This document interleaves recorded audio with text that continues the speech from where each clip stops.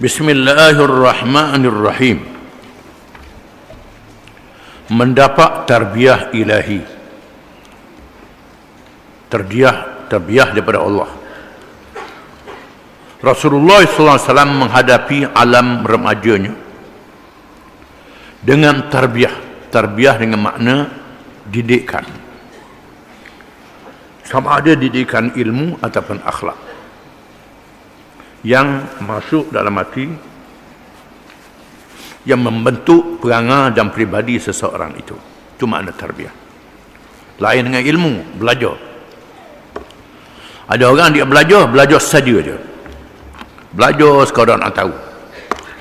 Ilmu yang dia belajar tak masuk dalam hati dia, tak membentuk pribadi dia. Itu beza.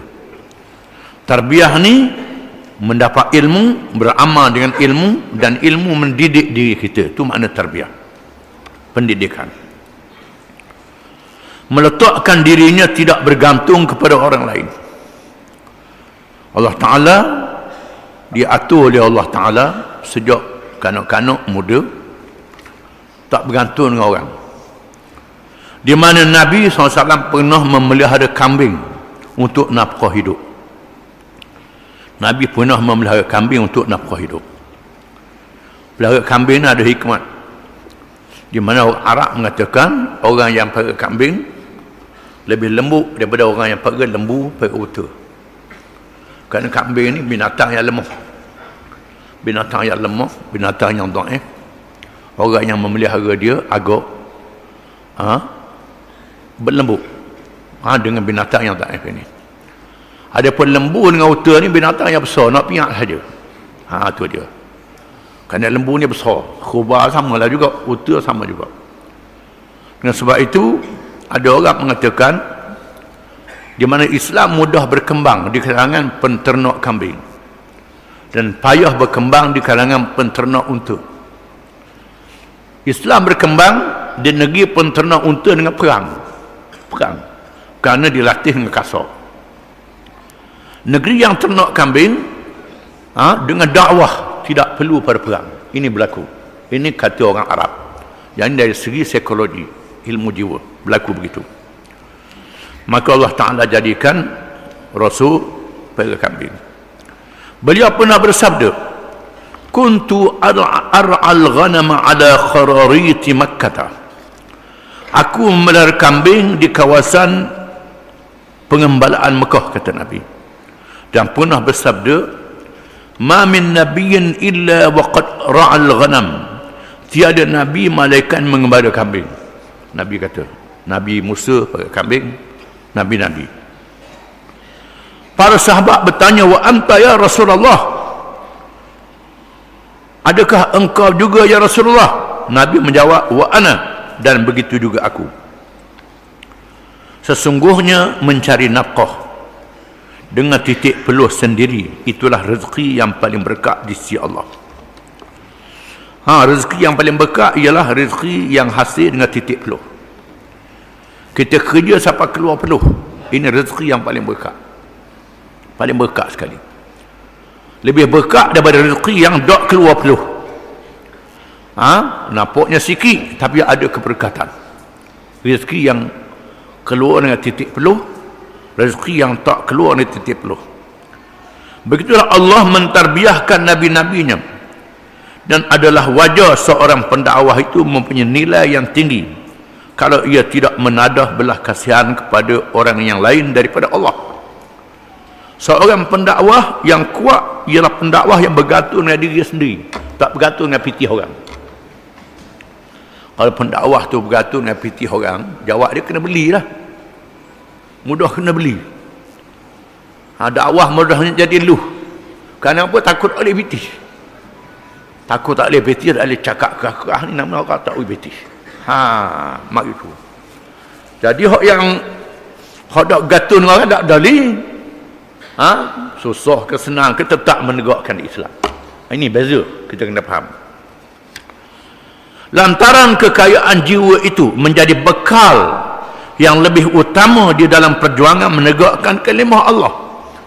Yang berjuang menegakkan Allah ni kena kaya jiwa. Kaya jiwa, bukan kaya duit. Ada kaya jiwa, iaitulah kekayaan semangat, kekayaan iman, kekayaan semangat, kekayaan akhlak. Ada orang yang dia kaya harta tapi fakir jiwa dia.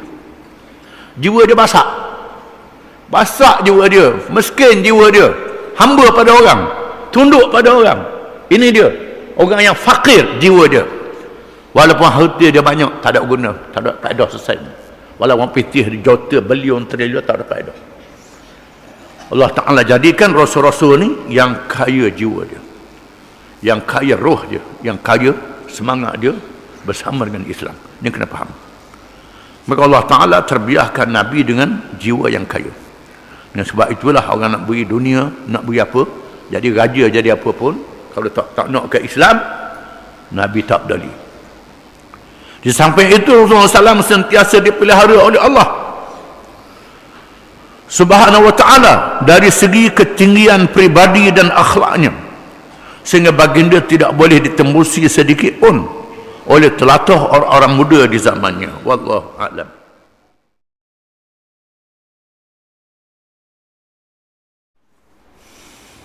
Apa yang menjadi Bismillahirrahmanirrahim,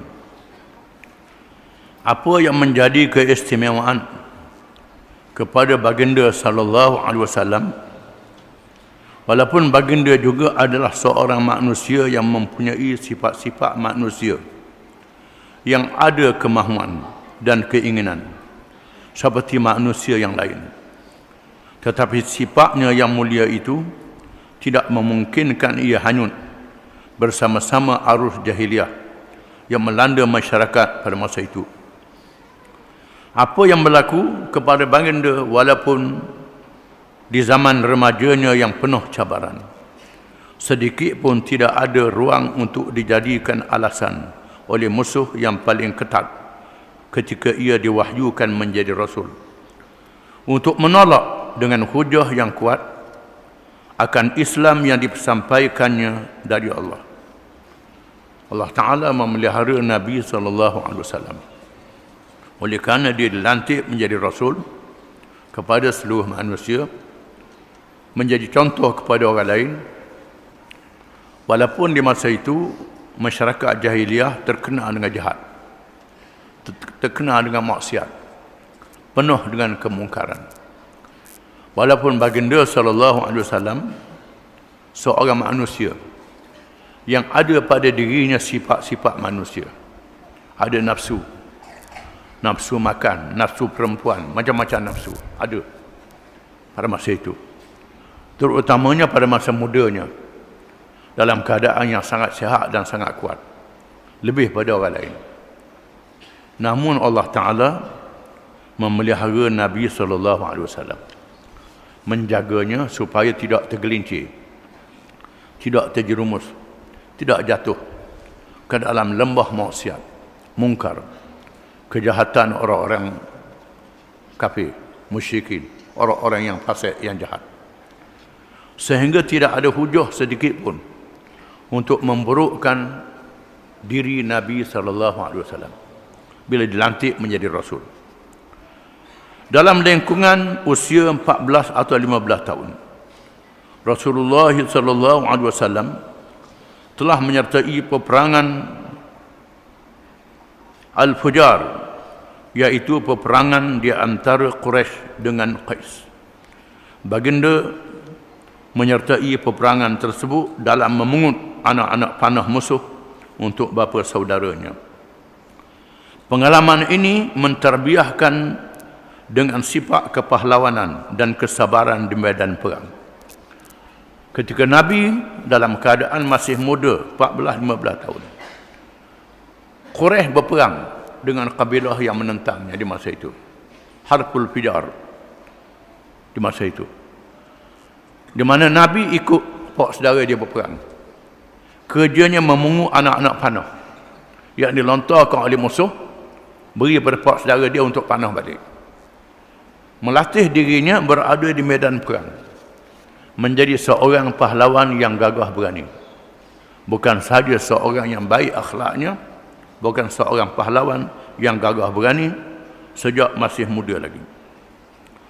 Baginda juga melihat peristiwa perjanjian Al-Fudul yang dimeteraikan di rumah Abdullah bin Jud'an, bukan Jud'an, Jud'an, oleh kabilah-kabilah Quraisy dari Bani Hashim, Bani Muttalib, Bani Asad bin Abdul Uzza, Zuhrah bin Kilab, bukan Kalab, Zuhrah bin Kilab, dan Taim bin Murrah,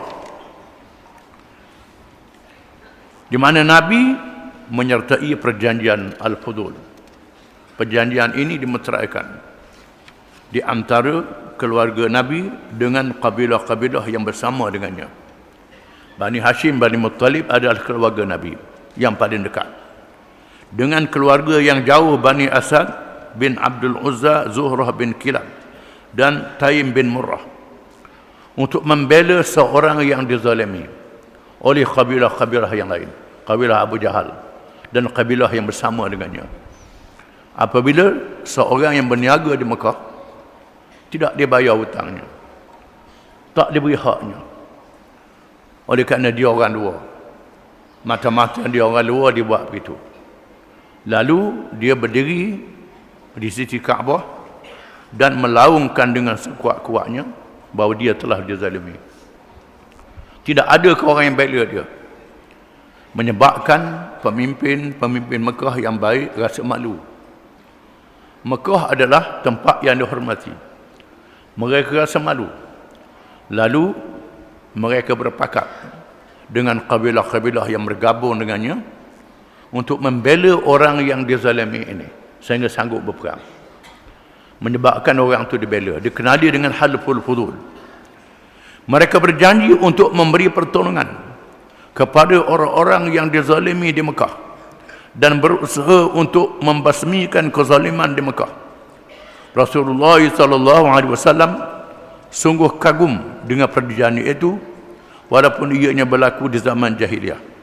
Baginda bersabda, "Laqad syahidtu ma'a umumati hilfan fi baiti Abdullah bin Jud'an,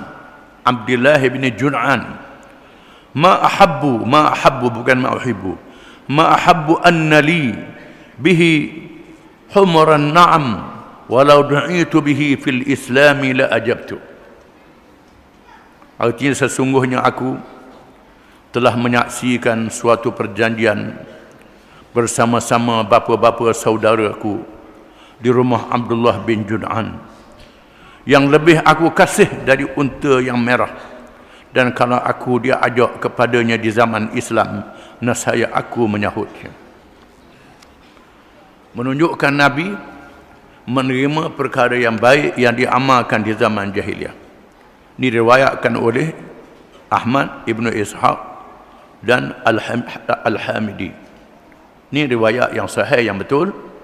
Nabi mengisahkan dia menyaksikan Halful Fudul, persepahaman di antara keluarganya dan beberapa pihak yang lain untuk membantu mereka yang dizalimi.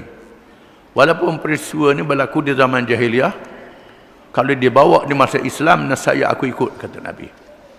Di mana kita diizinkan bersepahaman dengan semua pihak untuk menentang kezaliman, bukan untuk membela kezaliman. Untuk melawan kezaliman, membela orang yang kena zalim, tidak menjadi salah kita mengadakan persepahaman, termasuk dengan orang yang bukan Islam.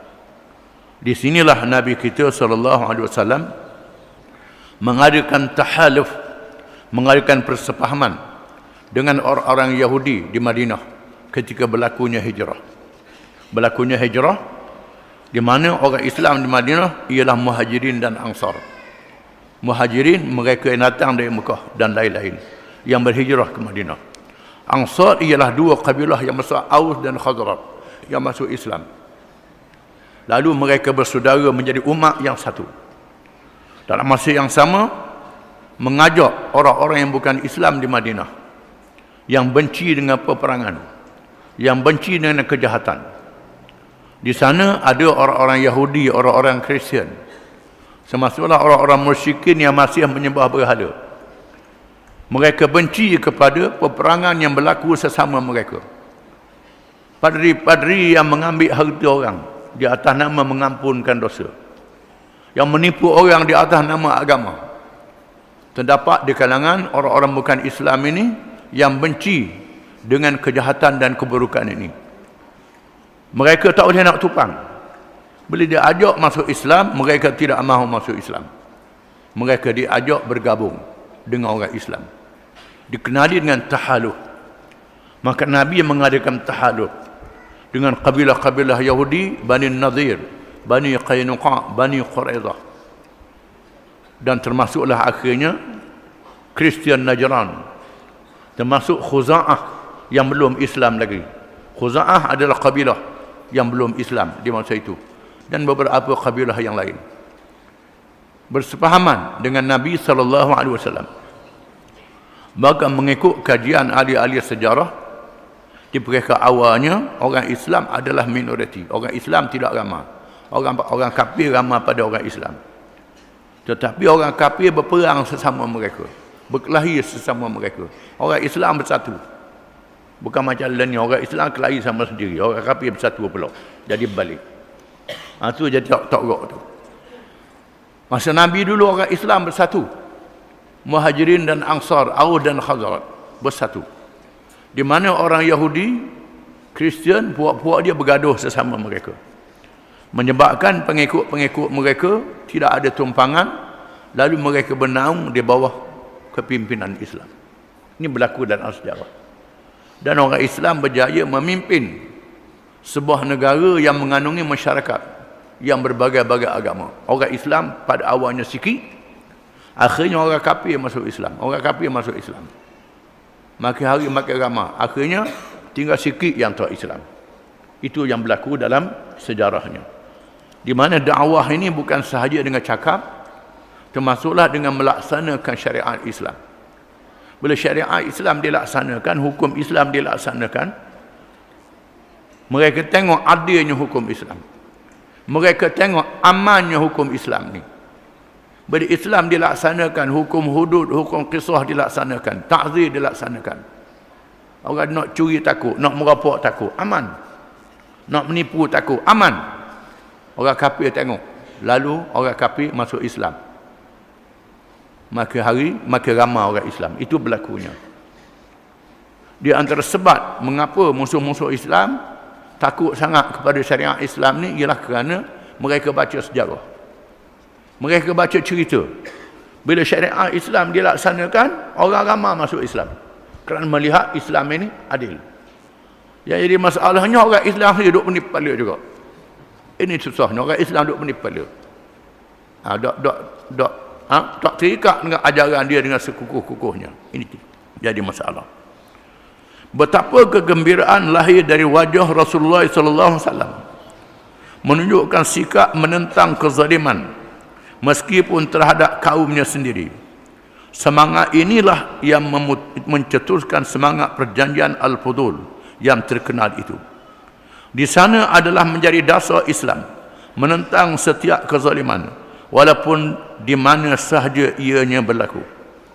Perkara yang zalim kita kena lawan walaupun berlaku kalangan puak kita sendiri, kaum kita sendiri, kalau berlaku kezaliman. Ini yang diajar oleh Nabi SAW. Kita sayang kepada bangsa kita, sayang pada kaum kita, tak jadi masalah. Itu sifat manusia. Sayang kanak-beranak, sayang keluarga, sayang berkaum, sayang bertanah air, tak jadi masalah. Yang jadi masalahnya kalau zalim. Zalim terhadap orang lain, kita berpihak pada puak kita walaupun zalim. Ini tak betul. Ini yang ditentang oleh Islam. Nabi sebut dalam satu hadis, laisa minna man da'a ila asabiyyah wa laisa minna man qatala ala asabiyyah wa laisa minna man mata ala asabiyyah. Bukan dari kalangan kita orang yang mengajak kepada asabiyyah. Bukan dari kalangan kita orang yang berjuang berperang di atas asabiyyah. Bukan dari kalangan kita orang yang mati di atas asabiyyah. Lalu sahabat tanya, mal asabiyyah tu ya Rasulullah? Apa dia asabiyyah itu ya Rasulullah? Lalu jawabnya, antu'ina qaumaka 'ala zulmi. Kamu menolong kaummu walaupun dia zalim. Walaupun dia zalim, oleh kerana kaummu tolong juga. Ini tak boleh. Di atas dasar Islam yang betul, maka Nabi menerima halful fudul, perjanjian yang berlaku di zaman jahiliyah untuk menentang kezaliman.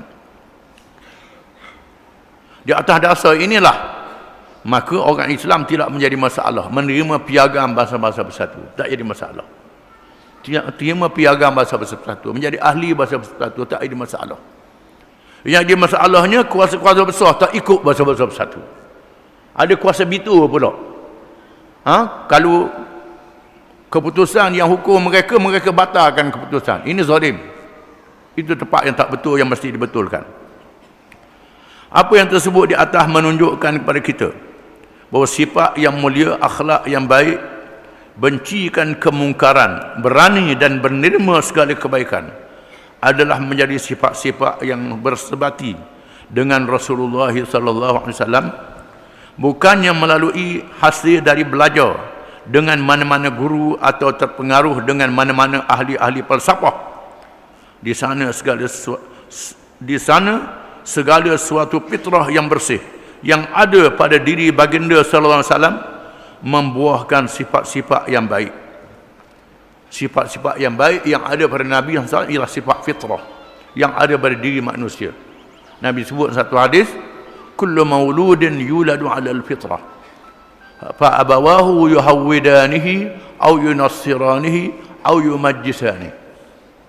Tiap-tiap anak yang dilahirkan dari perut ibu dia adalah fitrah, suci bersih.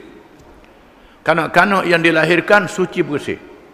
Kedua ibu bapa dia lah yang menyebabkan anak tu jadi Yahudi, jadi Nasrani dan jadi Majusi. Yang mengotorkan ialah ibu bapa dia, masyarakat dia yang mengotorkan.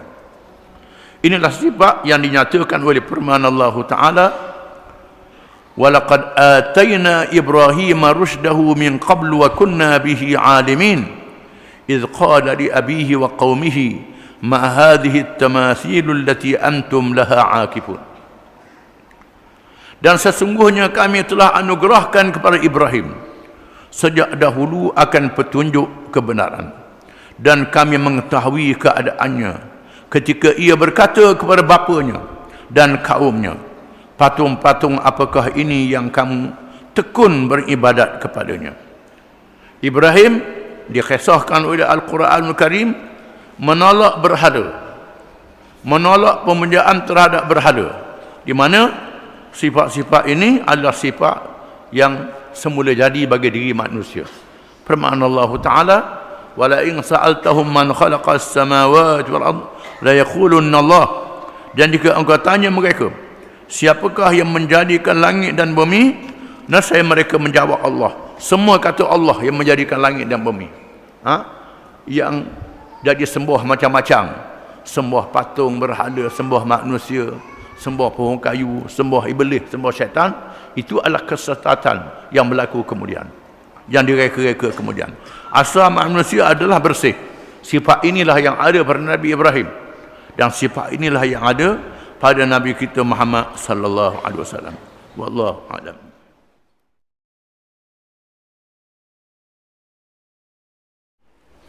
Bismillahirrahmanirrahim. Inilah keadaan yang dialami oleh Nabi sallallahu alaihi wasallam yang mempunyai keistimewaan dalam mendapatkan tarbiyah pendidikan tanpa gangguan oleh kelemahan-kelemahan makhluk yang bergelomang dengan unsur-unsur jahiliah. Apa yang kita baca minggu lepas, Allah Ta'ala memelihara Nabi kita Muhammad sallallahu alaihi wasallam daripada segala dosa dan maksiat. Sejak daripada budak jadi orang muda sehingga dilantik menjadi rasul. Kerana Allah Ta'ala nak didik, nak tarbiyah. Tarbiyah makna didik, nak asuh orang yang dilantik menjadi rasul pada seluruh manusia, bukan berkaum bangsa dia saja, seluruh manusia sehingga hari kiamat. Sudah tentulah orang ini orang yang benar-benar dijaga, dipelihara, dididik oleh Allah Subhanahu wa Ta'ala, sehingga Allah Ta'ala tak beri manusia campur langsung. Ayah dia mati, mak dia mati, tok ki dia mati, pak dara dia mati. Ini hikmat. supaya tidak diganggu oleh sesiapa. Dan tidak ada ahli kitab di Mekah, tidak ada tamadun di Mekah, tidak ada ahli ekonomi, ahli politik di Mekah, tidak ada penglima yang terkenal di Mekah, tidak ada apa. Menunjukkan bahawa Nabi diasuh oleh Allah Ta'ala. Oleh itu Rasulullah SAW mempunyai kekuatan rohani dan jismani, kekuatan roh, akal, dan kekuatan tubuh badan. Malah di sana lahirlah kekuatan hujah dan keazaman dalam melaksanakan amanah kerasulan dari Allah Subhanahu wa taala.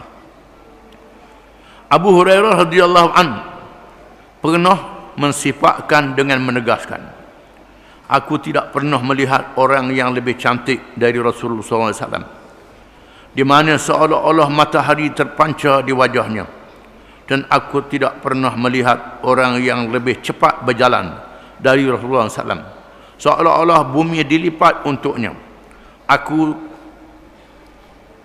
Apabila kami berjalan bersama-sama, kami bersungguh-sungguh menguatkan diri, tetapi Nabi tidak begitu memenatkan dirinya. Ini kehebatan Nabi SAW yang dilihat oleh Abu Hurairah radhiyallahu anhu. Bukan sahaja rupanya yang hebat, termasuklah tubuhnya yang kuat, badannya yang kuat, yang gagah perkasa. Abu Hurairah kata bila berjalan dengan Nabi macam tak ada nak kejar, cepat dia punya perjalanan. Ini kekuatan Nabi, macam bumi dilipat. Dalam hadis yang lain, seorang sahabat yang terkenal dengan suka bergurau balik dalam satu medan perang, berehat di satu lembah, semua tidur, lalu dia merangkak nak mengenakan Nabi SAW dengan melonggarkan pelana kudanya. Dia longgar pelana kuda Nabi, nak suruh Nabi jatuh. Bila sudah Nabi naik, pelana dia musing, tak jatuh Nabi, tak jatuh. Ini kehebatan Nabi SAW. Bukan sahaja ruhnya, akalnya, termasuk jasadnya. Apa yang disebut oleh Abu Hurairah ialah suatu ketika umur Nabi melebihi 40 tahun, ketika mengharungi perjuangan yang dahsyat, mengerahkan fikiran dan memerlukan tenaga yang besar. Ini masa umur lepas 40 tahun Abu Hurairah sebut ni, bukan masa muda setelah 40 tahun nanti menjadi Rasul. Kekuatan rohaniyah baginda sallallahu alaihi wasallam pula dapat dilihat ketika baginda mengalami ujian, di mana Nabi menjadi orang yang paling tahan menghadapinya, iaitu sama ada ujian tekanan atau ujian kemewahan. Ketika menghadapi musuh dan segala ancaman, bagindalah orang yang paling berani dan tahan. Ketika Islam menang, berkumpullah segala kemewahan, di mana kekuatan ruhnya menjadi baginda sallallahu alaihi wasallam tidak bergelomang, cenderung dan tidak dapat dipengaruhi oleh sesiapa pun, supaya tunduk kepada kebendaan. Hati baginda bergantung kepada Allah. Allah Ta'ala buktikan di masa perjuangan Islam menghadapi musuh di Mekah, Nabi orang yang paling sabar menghadapi musuh-musuh ini. Kezaliman dilakukan oleh musuh, Nabi sabar. Termasuklah tawaran jadi raja, tawaran pangkat sehingga jadi raja, tawaran harta benda. Kita akan baca kemudian. Tak boleh menggoda Nabi SAW. Ini kekuatan roh. Di medan perang kita akan baca ketika perang Hunain yang terkenal, bila tentera Islam dikepung oleh tentera musuh, 10,000 tentera Islam lari bertempiaran, Nabi tak lari dengan 100 orang yang berada di sisinya, tak lari di medan perang. Ini kehebatan Nabi SAW. Ketika Islam sudah menang, harta melimpah ruah, banyaknya harta melimpah ruah, Nabi tak terpengaruh dengan harta benda itu. Menuju ke alam akhirat, mementingkan hari akhirat, walaupun harta benda ada di kelilingnya. Ini Nabi. Ada orang tu cakap sedap, tapi bila kena uji tak tahan. Ada yang kena uji susah tak apa. Bila uji senang tak tahan. Uji harta tak tahan. Uji pangkat tak tahan. Macam-macam orang Tuhan jadikan. Nak jadikan tahan semua tidak mudah. Hanya orang yang bergantung dengan Allah Subhanahu wa taala. Yang paling besar ialah Nabi kita Muhammad sallallahu alaihi wasallam. Segala yang berlaku pada dirinya tiada dapat ditandingi oleh sesiapa pun dan menjadi sifat-sifat yang tertanam di dalam dirinya sejak remaja dan berpanjangan hingga wafatnya. Sifat ini sejak muda sehingga mati tak berganjuk dengan sifat yang kuat ini. Oleh itu memang benar dan percayalah kita dengan sesungguhnya bahawa baginda ialah Rasul pilihan Allah Subhanahu wa taala untuk manusia sejagat, untuk manusia seluruh dunia. Kelahiran baginda menjadi rahmat kepada seluruh alam. Padanglah layak menjadi nabi pada seluruh manusia sehingga hari kiamat. Yang tak ada pada nabi-nabi yang lain kesabarannya. Nabi Nuh bila lama-lama sangat berdakwah, orang tak masuk Islam, orang hentam dia banyak sangat, doa turun bala, turun banjir. Nabi Musa berdoa ditenggelamkan Fir'aun. Nabi kita bila malaikat beri tawaran ke Nabi, wahai Muhammad, boleh tak aku nak akak bukit, nak rembah atas orang kafir tu yang mati belaka? Nabi kata jangan. Walaupun mereka yang ada pada hari ini tak beriman, boleh jadi anak cucu dia akan beriman. Kalau tak dia, anak cucu dia akan beriman. Ini kesabaran yang sangat kuat. Maka Nabi menjadi penghulu segala Nabi-Nabi dan Rasul-Rasul alaihi wassalatu wassalam. Hendaklah kita menyadari bahawa segala tingkah laku yang baik yang dipunyai oleh Nabi sallallahu alaihi wasallam itu diakui oleh musuh-musuh yang paling keras menentangnya. Hal ini menunjukkan kepada kita akan tiada benarnya tuduhan dan celaan yang dilemparkan kepada kita. Malah fahamlah kita bahawa pada Nabi itu tiada sifat buruk. Soalnya adakah menjadi Rasul bagi orang yang sifatnya seperti Muhammad sallallahu alaihi wasallam boleh dijadikan alasan untuk menentangnya? Sebenarnya tiada alasan melainkan kerana kekafiran yang tebal di dalam hati mereka. Mereka sanggup menolak segala kebenaran walaupun alasannya terselah di hadapan mata. Pasal apa Abu Jahal tak ikut? Orang macam Abu Jahal tak ikut, masalahnya hidayah, petunjuk daripada Allah Ta'ala. Mereka yang tak ikhlas dengan Allah Ta'ala, duduk tengok ke dunia saja, lupa pada Allah Ta'ala. Tengok ke diri dia, lupa pada Allah Ta'ala. Orang yang macam ni tak dapat hidayah. Walaupun dekat dengan Nabi, tengok Nabi cokoh depan dia. Sifat-sifat yang ada pada Nabi, rupanya, kekuatannya, baiknya, mulianya, cerdiknya, tak ada cacat langsung. Tak masuk Islam juga. Pasal apa? Degil. Pasal apa degil? Macam setan dah. Aba wastakbara. Enggan dan sombong. Nyombong.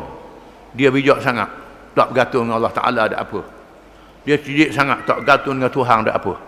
Inilah tak dapat hidayah. Kemampuan Nabi SAW di masa remaja dalam menilai soal-soal yang baik dan buruk di tengah-tengah kemuncak jahiliah dari segi akidah, politik, ekonomi dan sosial dan masyarakat.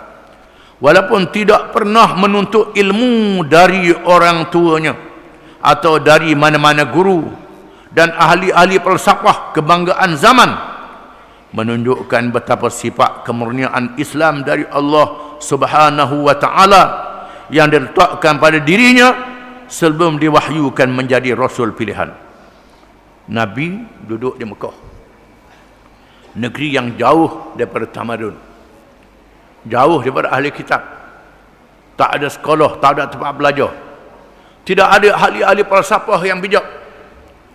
Tiba-tiba dilahirkan cerdik dan bijak, menandakan cerdik dan bijaknya daripada Allah Subhanahu wa taala secara langsung. Orang lain Allah Taala beri juga, tapi ada sebab-sebab dunia. Nabi ni tidak ada sebab-sebab dunia, terus daripada Allah Subhanahu wa taala. Ini kehebatan. akhlaknya yang mulia, benar percakapannya, dan amanahnya telah menarik perhatian seorang wanita yang hartawan, yaitu Khadijah binti Khuwailid radhiyallahu anha. Lalu beliau memberi kepercayaan kepada Nabi untuk membawa barang-barang dagangan ke Syam dengan ditemani oleh khadamnya Maisarah.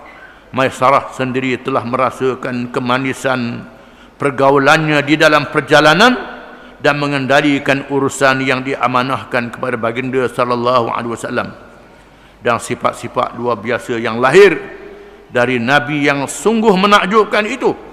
Perjalanan ini memberi keuntungan besar kepada harta Khadijah, dan beliau mengetahui pribadi Nabi apabila diceritakan oleh Maisarah.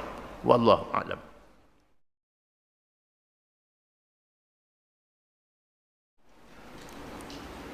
Bismillahirrahmanirrahim. Perkahwinan dengan Sayyidatina Khadijah radhiyallahu anha, di mana Nabi kita Muhammad SAW berkahwin dengan Khadijah radhiyallahu anha, seorang yang sudah tua usianya, 40 tahun. Nabi umur 50 tahun. Segala perkara yang berlaku pada Nabi SAW dilaporkan kepada Khadijah oleh Maisarah, dan perkara itu tidak tinggal begitu sahaja. Segala sifat yang mulia dan kebaikan yang nyata pada diri Nabi SAW membawa keinginan kepada Khadijah untuk mempersuamikannya. Meskipun usia Khadijah ketika itu sudah melewati 40 tahun dan seorang janda, tetapi kebangsawanan, kehartawanan, dan sifatnya sebagai seorang yang salihah, yang baik, menjadi rebutan bangsawan-bangsawan Quraisy untuk meminangnya. Tetapi segala pinangan mereka ditolak. Kepada Nabi pula dia menawarkan dirinya untuk menjadi bakal isteri dengan mengutuskan kawannya Nafisah binti Munabbih, bukan Munabbih dengan BIH. Nabi menerima permintaan Khadijah dengan meminta bapa-bapa saudaranya supaya meminang Khadijah binti Khuwailid. Berlaku, kita baca minggu lepas, Nabi berniaga ke Syam, membawa modal barang Khadijah binti Khuwailid radhiyallahu anha. Mekah adalah pusat perdagangan. Barang Yaman dibawa ke Syam, barang Syam dibawa ke Yaman. Mekah menjadi pangkalan. Khadijah seorang janda yang kaya, suaminya meninggal. Dia seorang yang soleh, yang baik. Banyak pembesar-pembesar Quraisy pinang dia tolak, kerana zaman itu zaman jahiliah. Apabila Nabi SAW ditugaskan untuk membawa dagangan dia, Nabi menunjukkan sifat-sifat kenabian dan kerasulannya. Benar, amanah, dan sangat bijak. Khadam Khadijah, hamba Khadijah, zaman itu zaman hamba, Maisarah, menceritakan segala sifat yang ada pada Nabi SAW. Lalu Khadijah minta Nabi berkahwin dengan dia, dan dihantar kawan dia Munabbih bertemu dengan Nabi, ajak Nabi berkahwin dengan dia. Lalu Nabi SAW menemui bapa-bapa saudara dia.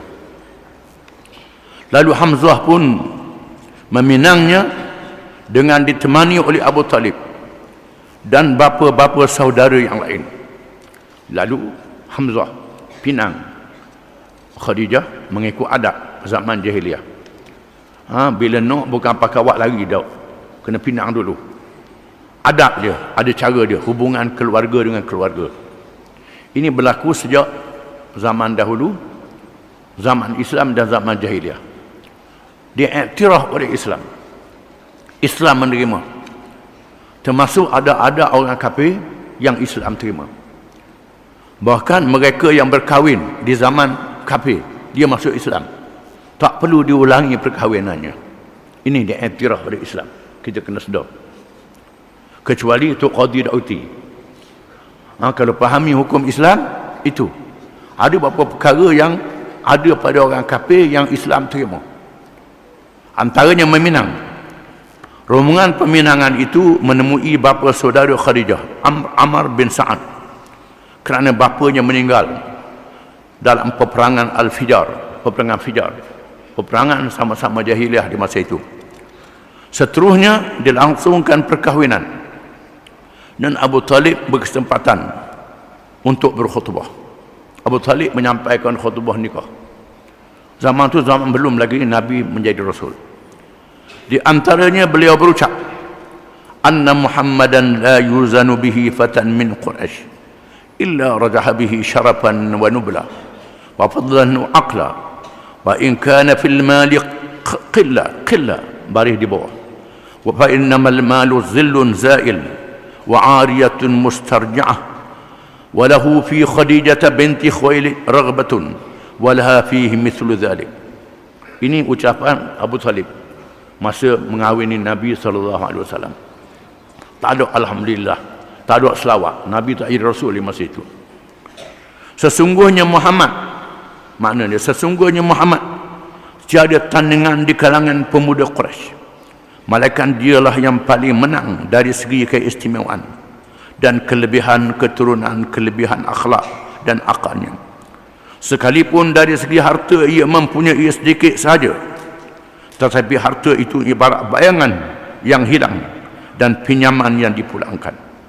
Ia mahu beristerikan Khadijah dan Khadijah juga mahu kepadanya.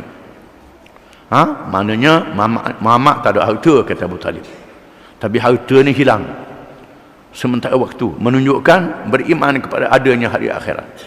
Abu Talib beriman pada adanya hari akhirat.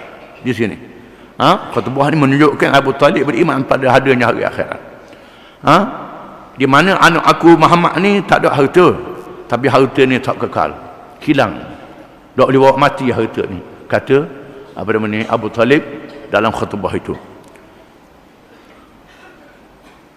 Huwal fahlu alladhi la yaqda'u anfuh wa ankahaha minhu wa unkihaha minhu. Lalu wali, dia adalah pemuda, dialah lelaki yang tidak disorong-sorongkan hidungnya, dan aku kahwinkan dia dengannya, kata Abu Talib. Di mana wali Khadijah menjawab, ini ucapan wali kepada Khadijah, itulah wal fahdu alladhi la yaqra'u anfuh wa unkihaha minhu. Dialah anak lelaki yang tiada disorong-sorongkan hidungnya, dan aku kahwinkan dia dengannya. Inilah perkahwinan yang pertama kepada Nabi yang penuh dengan keberkatan, dan rumah tangga keduanya berpanjangan sehingga wafatnya Khadijah radhiyallahu anha. Ini menolak pandangan-pandangan orientalis. Nabi ni berkahwin semata-mata nak puas hawa nafsu. Orientalis suka buat cerita-cerita macam ni. Di zaman muda dia, Nabi berkahwin dengan orang yang lebih tua dengan dia 40 tahun. Dia 25 tahun. Kalau Nabi ni orang gila hawa nafsu, cari muda-muda lah. Ini tidak. Mencari orang yang salah. Adapun selepas itu Nabi berkahwin dengan izin daripada Allah Ta'ala lebih daripada 4 orang, sampai 8 orang, 7 orang isterinya.